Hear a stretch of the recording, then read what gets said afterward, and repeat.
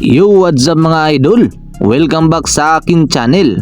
Ngayong araw pag-usapan natin ang mga bagong update dito sa Barangay Ginebra. At ngayon pag-usapan natin ang isang moment na talagang umaagaw ng respeto ng maraming fans dahil sa mismong si Justin Brownlee ay nagbigay ng matinding papuri kay Adrian Nocum matapos ang mainit na laban sa semifinals. At sinabi nga ni Brownlee mga kaidol na posibleng malaking senyalis ito sa future ni Nocum sa PBA matapos makuha ng Barangay Ginebra San Miguel ang panalo kontra Rain or Shine Ilastro Pointer sa kanilang serye. Hindi lang laro ang pinag-uusapan kundi ang respeto sa pagitan ng dalawang player sa kabila ng pisikalan at dikdikan nilang laban sa serye. Lumapit si Brownlee kay Adrian Nocum pagkatapos ng laro para personal na purihin ito.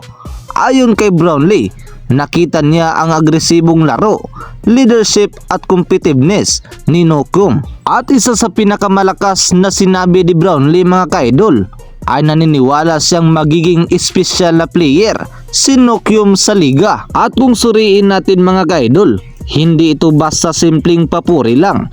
Si Brownlee ay isa sa pinakarespetadong imports sa PBA at ilang beses nang napatunayan ang kanyang kalidad sa liga. Kaya kapag siya mismo nagsabi na may espesyal na potensyal ang isang player, malaking bagay iyon. Sa kanilang laban, ilang beses ding nagbanggaan ang dalawa. Isa sa pinag-uusapan sa eksena ay ang chase down block ni Brownlee kay Nocum at iyong eksenang parehong ayaw bumitaw sa bola na nauwi sa jump ball.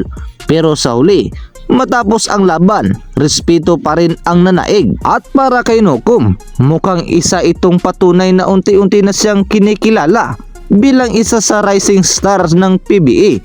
Mula pagiging second round pick hanggang sa pagkuha ng respeto ng mga veterano.